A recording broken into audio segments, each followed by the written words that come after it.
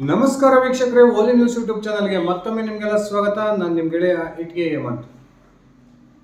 ಕರ್ನಾಟಕದ 28 ಲೋಕಸಭಾ ಕ್ಷೇತ್ರಗಳಲ್ಲಿ 20 ಲೋಕಸಭಾ ಕ್ಷೇತ್ರಗಳಿಗೆ ತನ್ನ ಅಭ್ಯರ್ಥಿ ಹೆಸರನ್ನು ಪ್ರಕಟಿಸಿದ್ದಂತಹ ಬಿಜೆಪಿಗೆ ಬಹುದೊಡ್ಡ ಬಂಡಾಯ ತಲೆನೋವಾಗಿತ್ತು.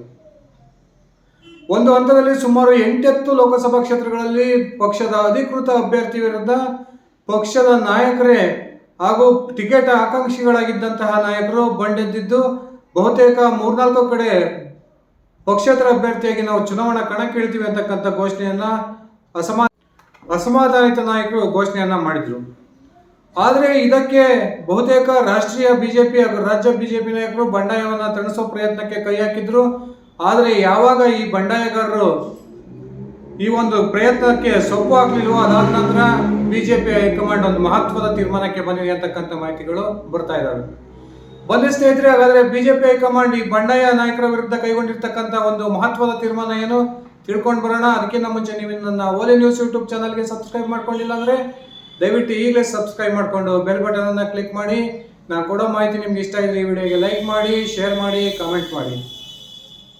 ವೀಕ್ಷಕರೇ, ಕರ್ನಾಟಕದ 20 ಲೋಕಸಭಾ ಕ್ಷೇತ್ರಗಳಿಗೆ ತನ್ನ ಅಭ್ಯರ್ಥಿ ಹೆಸರನ್ನ ಪ್ರಕಟ ಮಾಡಿದ್ದಂತಹ ರಾಷ್ಟ್ರೀಯ ಬಿಜೆಪಿ ನಾಯಕರಿಗೆ ಇಡೀ ದೇಶದಲ್ಲಿ ಕಂಡು ಕೇಳರಿಯದಂತಹ ಬೃಹತ್ ಬಂಡಾಯ ಕರ್ನಾಟಕದ 8 ಲೋಕಸಭಾ ಕ್ಷೇತ್ರಗಳಲ್ಲಿ ತಲೆದೋರಿತ್ತು.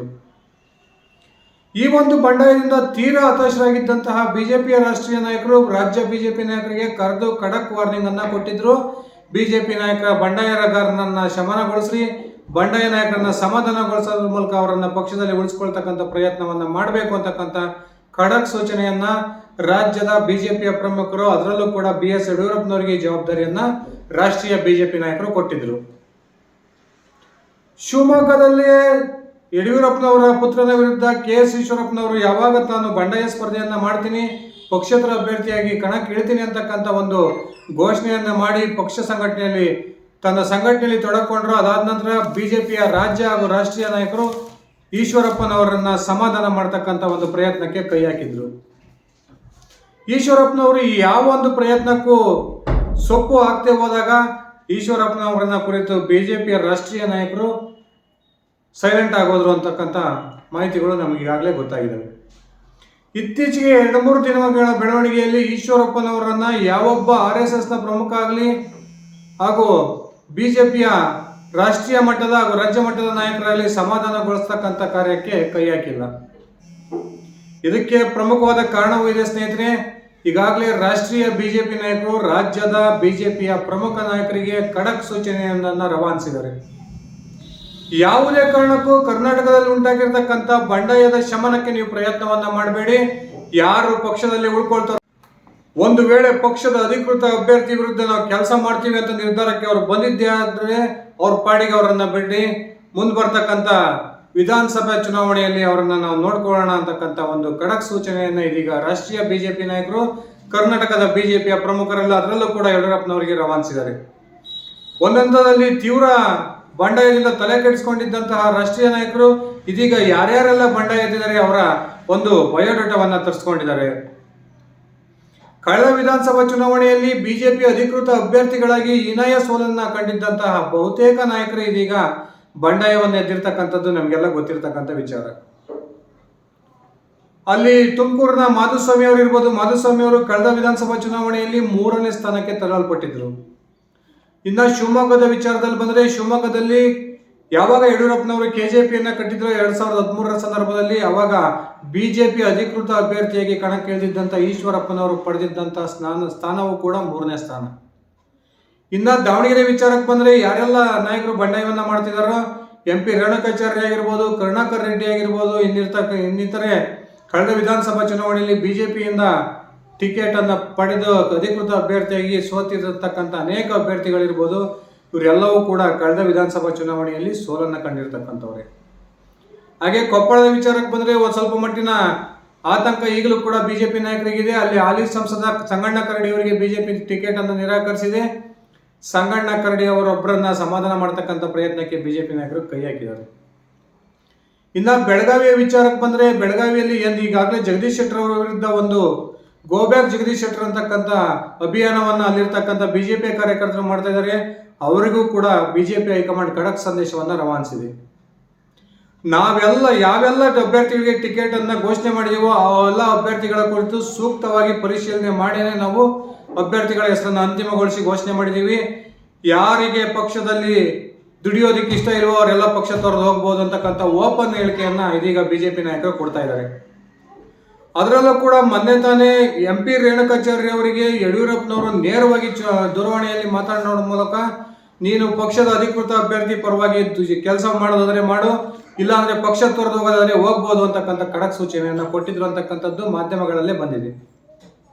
ಇನ್ನ ಬಹುದೊಡ್ಡ ಮಟ್ಟದಲ್ಲಿ ಆಪರೇಷನ್ ಹಸ್ತ ಆಗುತ್ತೆ, ಬಿಜೆಪಿ ಅನೇಕ ಅಸಮಾಧಾನಿತ ನಾಯಕರು ಕಾಂಗ್ರೆಸ್ಗೆ ಸೇರ್ಪಡೆ ಆಗ್ತಾರೆ ಅಂತಕ್ಕಂಥ ಒಂದು ನಿರೀಕ್ಷೆಯಲ್ಲಿದ್ದಂಥ ಕಾಂಗ್ರೆಸ್ ನಾಯಕರಿಗೂ ಕೂಡ ಬಿಜೆಪಿ ಹೈಕಮಾಂಡ್ ನಾಯಕರು ತೆಗೆದುಕೊಂಡಿರ್ತಕ್ಕಂಥ ಈ ನಿರ್ಧಾರದಿಂದ ಬಹುದೊಡ್ಡ ಹಿನ್ನಡೆಯಾಗಿದೆ ಅಂತಕ್ಕಂಥ ಮಾಹಿತಿಗಳು ಕೂಡ ಬರ್ತಾ ಇದ್ದಾವೆ. ಈಗಾಗಲೇ ಕಾಂಗ್ರೆಸ್ನ ವಸ್ತಿನಲ್ಲಿದ್ದಂತಹ DV ಸದಾನಂದ ಗೌಡರು ಇರ್ಬೋದು, ಮಾಧುಸ್ವಾಮಿ ಅವರು ಇರ್ಬೋದು, ಹಾಗೂ ಇನ್ನಿತರ ಅನೇಕ ಬಿಜೆಪಿಯ ನಾಯಕರು ಟರ್ನ್ ಅನ್ನು ತೆಗೆದುಕೊಂಡಿದ್ದಾರೆ. ನಾವು ಯಾವುದೇ ಕಾರಣಕ್ಕೂ ಪಕ್ಷವನ್ನು ತೊರೆಯೋದಿಲ್ಲ, ನಮ್ಮ ಏಕೈಕ ಉದ್ದೇಶ ಇರತಕ್ಕಂಥದ್ದು ನರೇಂದ್ರ ಮೋದಿ ಅವರು ದೇಶದ ಪ್ರಧಾನಿ ಆಗಬೇಕು ಅಂತಕ್ಕಂಥದ್ದು ಅನ್ನೋದನ್ನ ಹೇಳ್ತಾನೆ ಬರ್ತಿದ್ದಾರೆ. ಬಿಜೆಪಿ ಹೈಕಮಾಂಡ್ ನಾಯಕರು ಇದೀಗ ರಾಜ್ಯದ ಬಿಜೆಪಿ ಅಧ್ಯಕ್ಷರಾಗಿರ್ತಕ್ಕಂಥ BY ವಿಜಯೇಂದ್ರ ಹಾಗೂ BS ಯಡಿಯೂರಪ್ಪನವರಿಗೆ ಸಂಪೂರ್ಣವಾದ ಸ್ವತಂತ್ರವನ್ನ ಕೊಟ್ಟಿದ್ದಾರೆ. ಬಿಜೆಪಿಯ ಬಂಡಾಯವನ್ನ ಸಾಧ್ಯವಾದರೆ ಹತ್ತಿಕ್ರಿ, ಅಥವಾ ಅವರು ಸಾಧ್ಯವಾಗದೆ ಹೋದ್ರೆ ಅವ್ರ ಪಾಡಿಗೆ ಅವರನ್ನ ಬಿಟ್ಬಿಡಿ, ಮುಂಬರ್ತಕ್ಕಂಥ ಚುನಾವಣೆಗಳಲ್ಲಿ ಅವ್ರು ಯಾವ ರೀತಿಯ ಒಂದು ಗೆಲುವನ್ನು ಸಾಧಿಸ್ತಾರೆ ಅದನ್ನು ನೋಡ್ಕೊಳ್ಳೋಣ ಅಂತಕ್ಕಂಥ ಖಡಕ್ ಸಂದೇಶವನ್ನ ರವಾನಿಸಿದ್ದಾರೆ. ಈ ಕಾರಣಕ್ಕೆ ಯಡಿಯೂರಪ್ಪನವರು ಕೂಡ ಇದೀಗ ಬಹುಗಟ್ಟಿಯ ನಿರ್ಧಾರಕ್ಕೆ ಬಂದಿದ್ದಾರೆ. ತನ್ನ ಪಕ್ಷದ ವಿರುದ್ಧ ಯಾರೆಲ್ಲ ಮಾತಾಡ್ತಿದ್ದಾರೆ ಅವರಿಗೆ ಫೋನ್ನ ಮೂಲಕ ಖಡಕ್ ಸೂಚನೆಯನ್ನ ಕೊಡ್ತಾ ಇದ್ದಾರೆ. ಅಷ್ಟೇ ಅಲ್ಲ ಸ್ನೇಹಿತರೆ, ಇಲ್ಲಿ ಗಮನಿಸಬೇಕಾದಂತ ಇನ್ನೊಂದು ಪ್ರಮುಖ ಅಂಶ ಏನಂದ್ರೆ, ಯಾವೆಲ್ಲ ಬಂಡಾಯ ನಾಯಕರು ಮಾಧ್ಯಮಗಳೊಂದಿಗೆ ಮಾತಾಡ್ತಾ ಇದ್ದಾರೋ ಅವರೆಲ್ಲ ಹೇಳ್ತಿರ್ತಕ್ಕಂಥದ್ದು ಒಂದೇ ಒಂದು ಮಾತು, ಇವತ್ತವರೆಗೂ ಕೂಡ ನಮ್ಮನ್ನ ಸಮಾಧಾನ ಮಾಡೋಕ್ಕಾಗ್ಲಿ, ನಮ್ಮ ಜೊತೆ ಸಂಧಾನ ಮಾಡೋಕ್ಕಾಗ್ಲಿ ಯಾವೊಬ್ಬ ರಾಜ್ಯ ಹಾಗೂ ರಾಷ್ಟ್ರೀಯ ನಾಯಕರು ನಮ್ಮ ಜೊತೆ ನೇರವಾಗಿ ಬಂದು ಸಂಪರ್ಕವನ್ನ ಮಾಡಿಲ್ಲ ಅಂತಕ್ಕಂಥ ಮಾತನ್ನ ಹೇಳಿರೋದನ್ನ ನೀವು ನೋಡಿದೀವಿ. ನಿನ್ನೆ ತಾನೇ ಮಾಧುಸ್ವಾಮಿ ಅವರು ಇದೇ ಮಾತನ್ನು ಹೇಳಿದ್ರು, ನಿನ್ನೆ ಸಂಜೆ ರೇಣುಕಾಚಾರ್ಯ ಹಾಗೂ ರವೀಂದ್ರನಾಥ್ ಕೂಡ ಇದೇ ಮಾತನ್ನು ಹೇಳಿದ್ರು. ಇದು ಬಿಜೆಪಿಯ ಇನ್ನೊಂದು ಬಹುದೊಡ್ಡ ತಂತ್ರಗಾರಿಕೆ ಅಂದರೆ ತಪ್ಪಾಗೋದಿಲ್ಲ. ಯಾರೆಲ್ಲ ಪಕ್ಷದ ವಿರುದ್ಧ ಬಂಡ ಎದ್ದಿದ್ದಾರೆ ಅವರೇ ಪಕ್ಷದ ನಾಯಕತ್ವವನ್ನು ಒಪ್ಕೊಂಡು ಮತ್ತೆ ಪಕ್ಷಕ್ಕೆ ವಾಪಸ್ ಬರಲಿ, ಪಕ್ಷದ ಅಭ್ಯರ್ಥಿಯ ವಿರುದ್ಧ ಪರವಾಗಿ ಕೆಲಸ ಮಾಡಲಿ ಅಂತಕ್ಕಂಥ ತೀರ್ಮಾನಕ್ಕೆ ಬಿಜೆಪಿ ಹೈಕಮಾಂಡ್ ನಾಯಕರು ಬಂದಿದ್ದಾರೆ.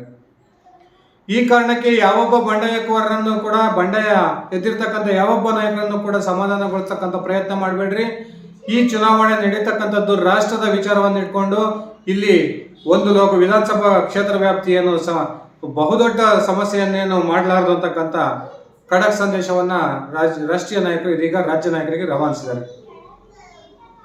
ಇದೇ ಕಾರಣಕ್ಕೆ ಬಿಜೆಪಿಯ ರಾಜ್ಯ ನಾಯಕರು ಕೂಡ ಯಾವೊಬ್ಬ ಅಸಮಾಧಾನಿತ ಬಿಜೆಪಿ ನಾಯಕರನ್ನು ಕೂಡ ಸಮಾಧಾನ ಮಾಡತಕ್ಕಂಥ ಕೆಲಸಕ್ಕೆ ಮುಂದೆ ಬರ್ತಾ ಇಲ್ಲ.